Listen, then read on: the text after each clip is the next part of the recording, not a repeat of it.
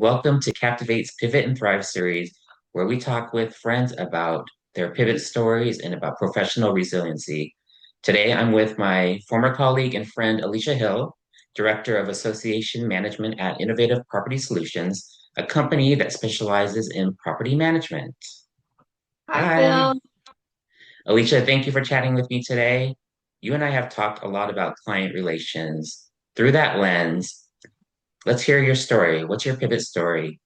Well, thanks for having me, Phil. When I joined Innovative Property Solutions about 3 years ago, they're a smaller company that were up and coming, still are, and growing rapidly. They had a very small HOA division, and they really wanted to increase contracts and communities and kind of break through some of the misunderstandings of HOA services, property managers, and whatnot in an HOA.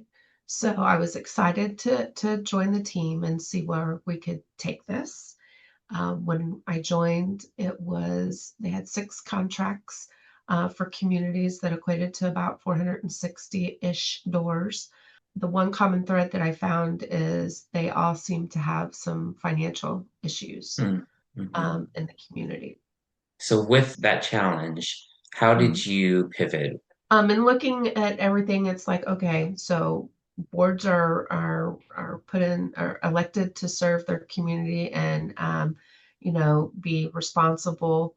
They have a fiduciary responsibility to the community.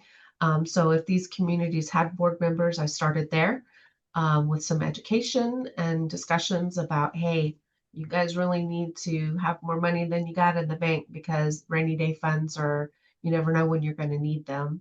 And your membership relies on you to spend responsibly and to Hmm. make sure that you're planning for those things. We really thought that one, education was going to be where we should start because a lot of people think they know how to do certain things, and maybe they come from an area that a different HOA in a different state, and maybe they have different laws. Hmm.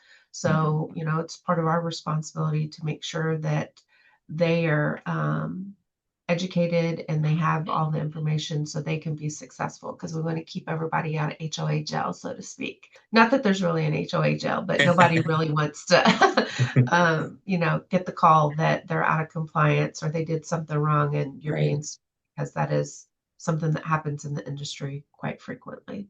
So we created a communications plan and policies and procedures on how we were going to kind of peel those layers of the onion back to say, all right, this is where we're going to go. Reached out to a couple of law firms, attorneys. So we've got a great partnership going and things are working out well with that. We believe in communication and over communicating. Uh, I would rather someone be upset because we send too many emails than not enough and they don't know what's going on in their community. So email communication, we do some mailings, hard mailers, of course. Um, um, Transparency is always number one when people give us a call, and they have questions or they're upset. I don't mind taking time to say, let me show you where your money is going. I mean, they have a right to know how the money is being spent, what's coming in and what's going out. And with providing that education, I think there's a newfound respect for one, what we do, and two, for the purpose of their annual assessments.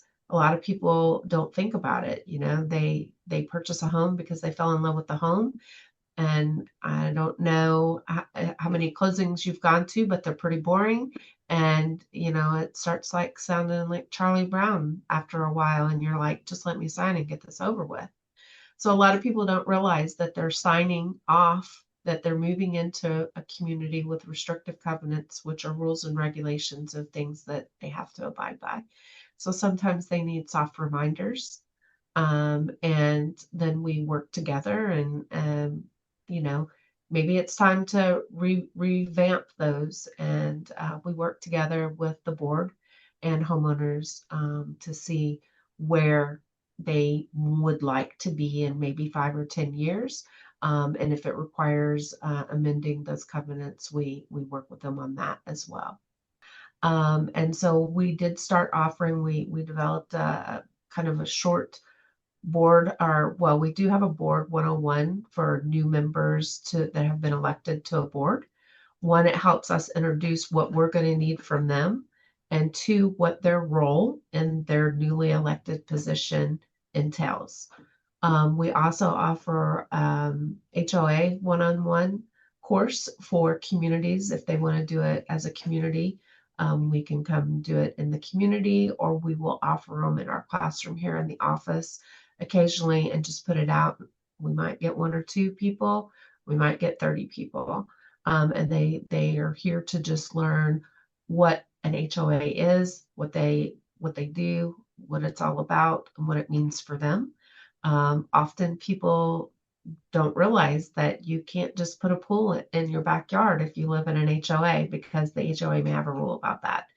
And it's sometimes a hard pill to swallow when someone just spent $500,000 on a house and now they can't put a pool in because there's not enough BUA, which is allowable build upon area. So we're here to help with that.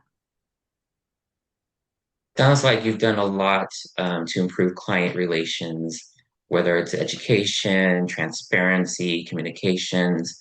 With all those things that you've implemented, how are you thriving?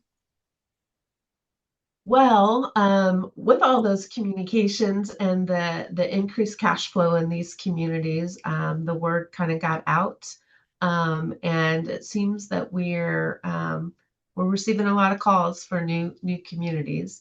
In the past 2 years, we've gone from 6 contracts to 37 contracts. Wow. Um, we started out, or when I started with the company, they had 460-ish doors. Now we're well over 3,600.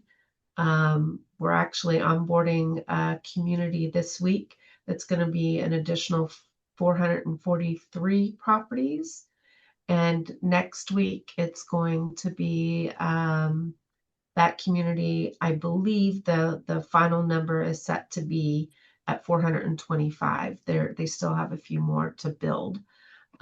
So we're definitely growing at a rapid rate.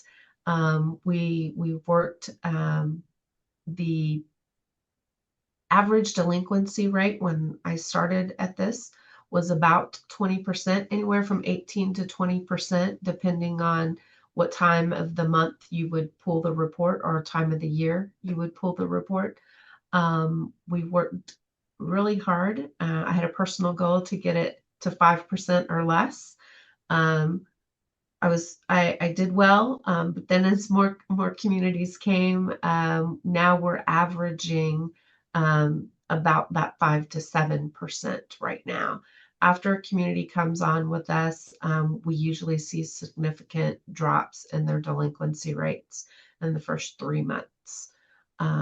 So that really helps the community maybe get better vendors for some of their contracts to manage some of the stuff in their communities, because they've got more cash flow and they're able to be a little bit more selective in their vendor choices. Great. Well, thank you, Alicia, for sharing your story today. It sounds like you've had a lot of success with the changes that you've made to change the client relations and improve customer service, and it's working out well for you.